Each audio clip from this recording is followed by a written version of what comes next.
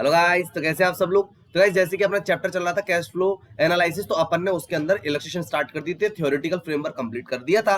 तो अपन ने क्या करा था कि जो इलस्ट्रेशन लिए थे वो एक एक एक्टिविटीज के साथ दिए थे। ऑपरेटिंग का लिया था, फिर इन्वेस्टिंग का लिया था, फिर फाइनेंसिंग का लिया था, और अभी जो लास्ट लेक्चर में अपन लिया था वो लिया था अपन ने ऑपरेटिंग एक्टिविटीज इनडायरेक्ट मेथड से। ठीक है, अब ये जो इलस्ट्रेशन है, ये जो क्वेश्चन है, अपन इसको पूरा करेंगे। इसके अंदर तीनों की तीनों एक्टिविटीज परफॉर्म करेंगे और अपना आंसर लेके आएंगे, जो कि आंसर अपना दे रखा होता है कैश एंड कैश इक्विवेलेंट के अंदर। जैसे ये दे रखा है ना कैश एंड कैश इक्विवेलेंट में, यानी कि अपन जो भी तीनों एक्टिविटीज आएंगी, ठीक है, जैसे मान के चलते हैं ऑपरेटिंग एक्टिविटीज का जो भी आंसर आएगा, फिर उसके बाद इन्वेस्टिंग एक्टिविटीज का जो भी आंसर आएगा, और फिर उसके बाद फाइनेंसिंग एक्टिविटीज का जो भी आंसर आएगा, इन तीनों का नेट करने के बाद इसमें कैश का ओपनिंग बैलेंस जैसे ही अपन ऐड करेंगे, ओपनिंग तो अपने पास ये क्लोजिंग का आंसर, यानी कि अपने पास कितना आना जाना चाहिए, 4 लाख रुपए आ जाना चाहिए। यानी कि ये अपना यानी प्रीवियस ईयर दे रखा है, ये अपना प्रीवियस ईयर दे रखा है, और ये अपना दे रखा है करंट ईयर। ठीक है, तो जैसे ही अपन इसमें ओपनिंग यानी ये वाला ऐड करेंगे तो अपना क्लोजिंग का आंसर आ जाना चाहिए। ठीक है, तो अपन इसको आज करने वाले हैं इस लेक्चर के अंदर। ठीक है,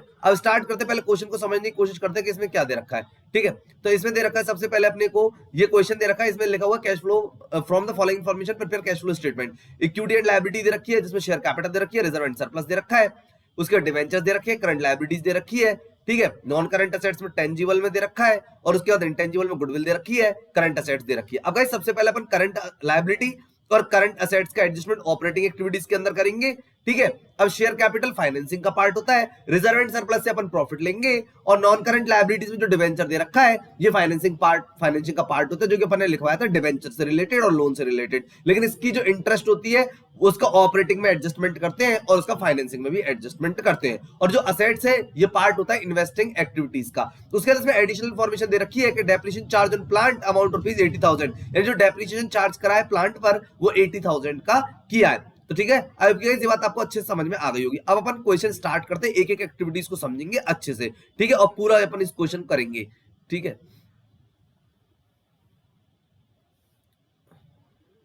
पूरा क्वेश्चन अच्छे से समझने वाले हैं, बहुत इजी वे में आपको ये समझ में आएगा। ठीक है, इसमें अपन फॉर्मेट जो बनाते हैं उसमें अपन अमाउंट के 2 कॉलम बनाते हैं। कितने कॉलम बनाते हैं? 2 कॉलम बनाएंगे। ठीक है, तो सबसे पहले अपन ने यहाँ पे लिख दिया कि यहाँ पे ऊपर तो लिख दिया अपन ने कैश फ्लो स्टेटमेंट। ठीक है, ये लिख दिया अपन ने, और इसमें यहाँ पे लिख दिया पर्टिकुलर। ठीक है, यहाँ पे लिख दिया अपन ने अमाउंट, और यहाँ पे लिख दिया अपन ने नेट अमाउंट। ठीक है, अब अपन क्या करेंगे, सबसे पहले यहाँ पे लिखेंगे अपन कैश फ्लो फ्रॉम ऑपरेटिंग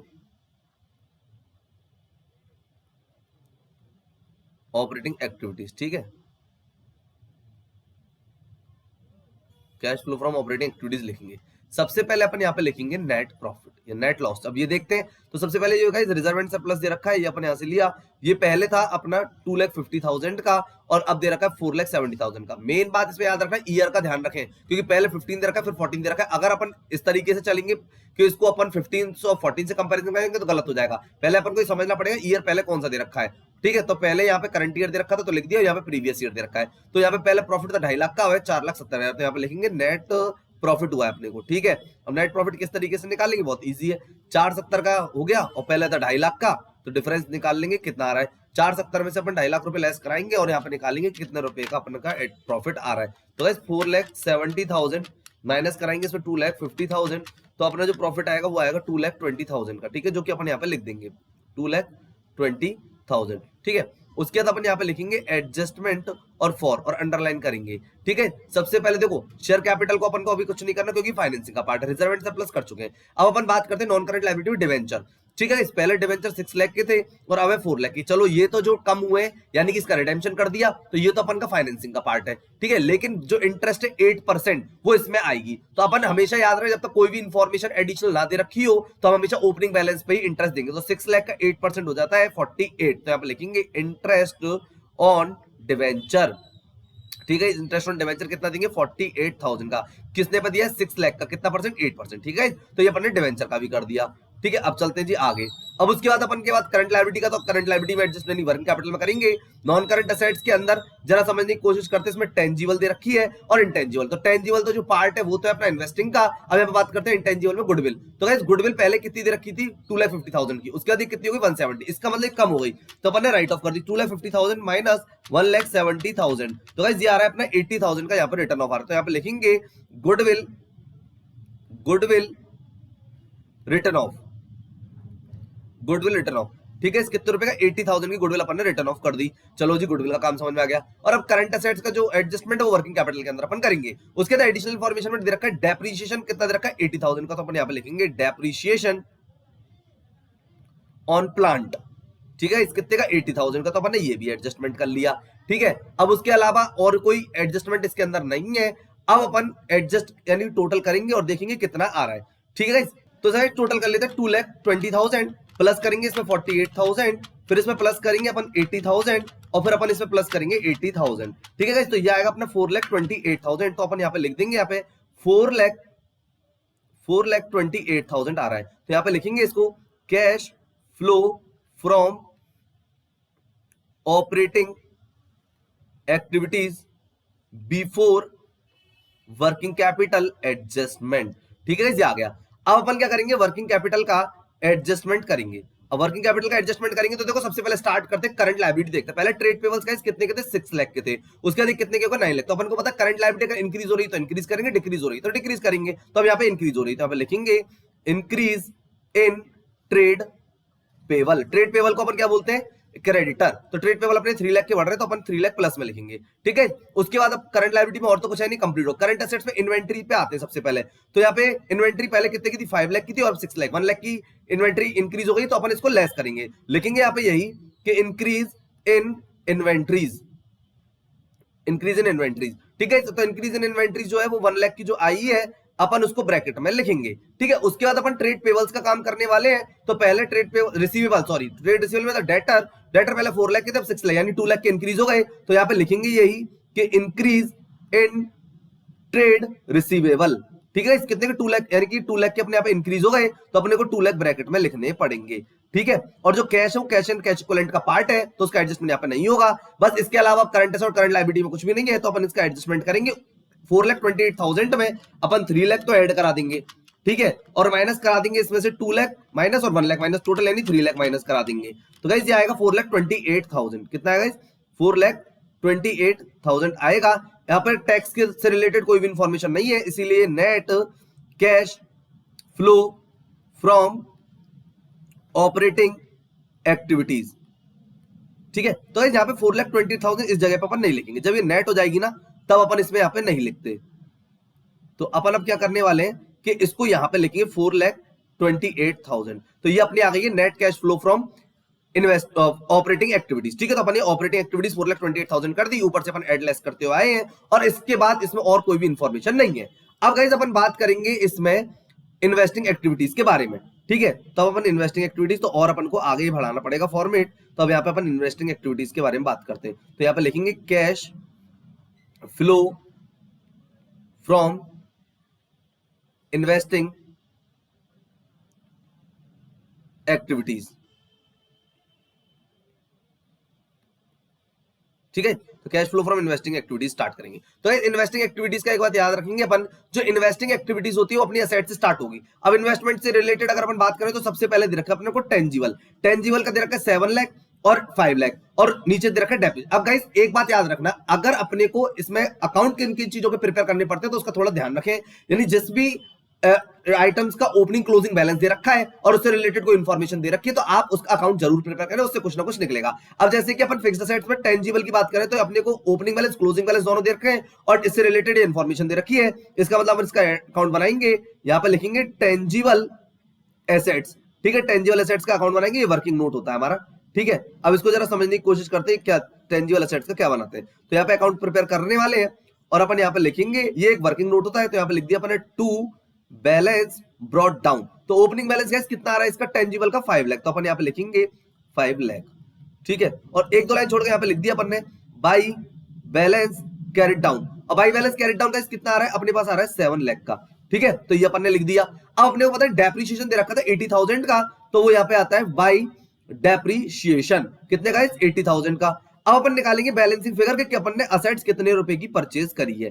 ठीक है, तो ये अपना अकाउंट प्रिपेयर हो जाएगा, बहुत इजी अकाउंट है, बहुत सिंपल, ये आपको समझ में आएगा। तो ये हो रहा है यहाँ पे 7,80,000 का, कितने का हो रहा है टोटल यहाँ पे हो रहा है 7,80,000, और उसमें से अपन माइनस कराएंगे 5 लाख, तो यहाँ पे आएगा 2,80,000, सॉरी 2,80,000 यहाँ पे आ जाएगा अपना। ठीक है, बैलेंसिंग फिगर। अब बैलेंसिंग फिगर आएगा तो उसको समझने की कोशिश करते क्या आ रहा है, यानी कि 7,80,000 का टोटल यहाँ पे अपन ने दोनों साइड कर दिया, और यहाँ पे 280,000 आ गया, तो यहाँ पे लिख दिया टू बैंक।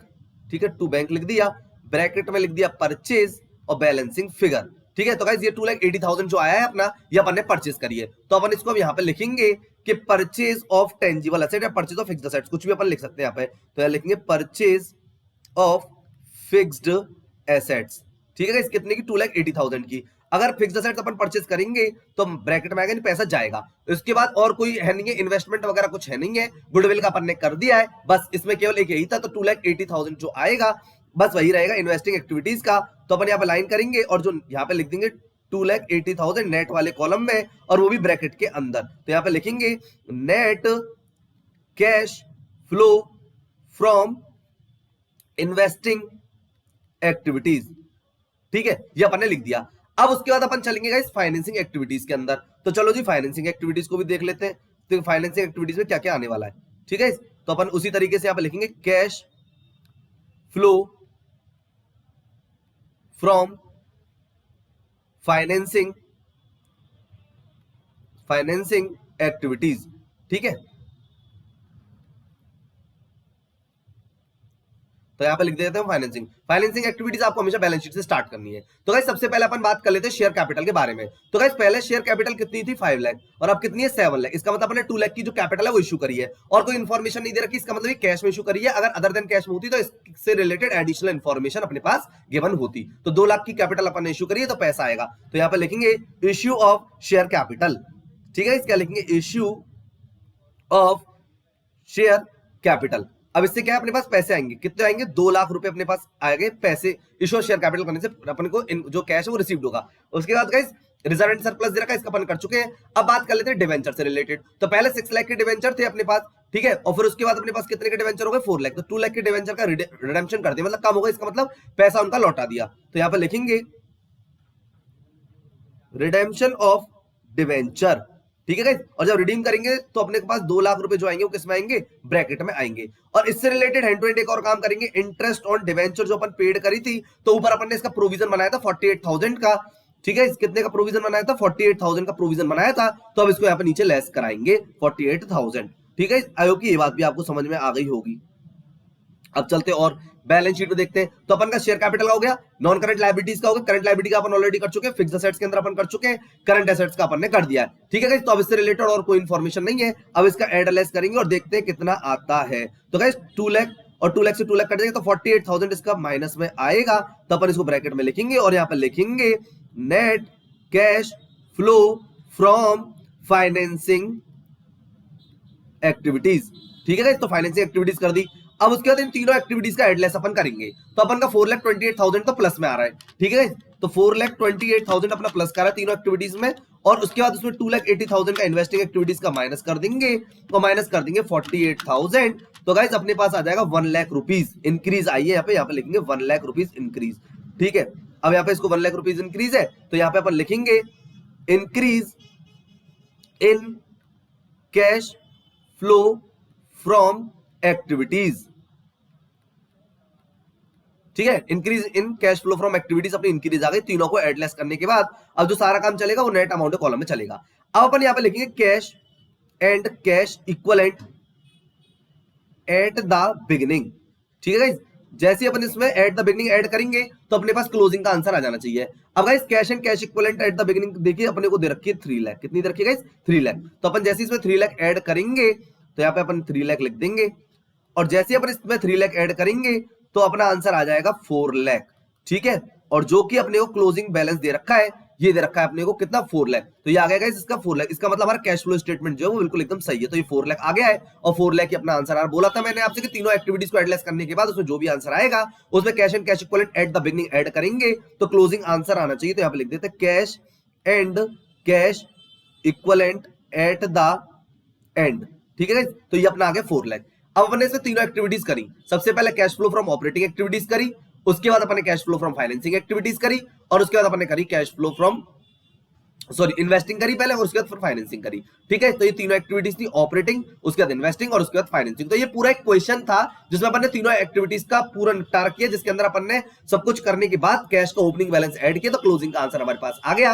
ये आंसर आपको क्वेश्चन में ही गिवन होता है, अपना ये आंसर आना चाहिए। और इसमें अपन ने टेंजिबल एसेट्स का अकाउंट बनाया क्योंकि ओपनिंग क्लोजिंग बैलेंस दे रखे थे और डेप्रिसिएशन दे रखा था इससे रिलेटेड, तो इसलिए अपन ने अकाउंट बना के बैलेंसिंग फिगर 2,80,000 की अपन ने परचेज निकाली थी। आई होप कि गाइस ये बात आपको अच्छे से समझ में आ गई होगी। तो ये था गाइस कैश फ्लो स्टेटमेंट का फुल क्वेश्चन और इससे पहले अपन ने एक एक एक्टिविटीज के क्वेश्चन परफॉर्म कर लिए, ठीक है। तो आप इसका एक बार रिवीजन करें। अगर इसमें कोई भी प्रॉब्लम आ रही है तो आप कमेंट सेक्शन में जरूर लिखें, जिससे कि मैं आपकी प्रॉब्लम को सॉल्व कर सकूं। जितना आप कैश फ्लो के क्वेश्चन करेंगे आपको उतना और अच्छे से समझ में आएगा, ठीक है। तो मिलते हैं अपन नेक्स्ट लेक्चर में, तब तक के लिए guys good bye and thank you.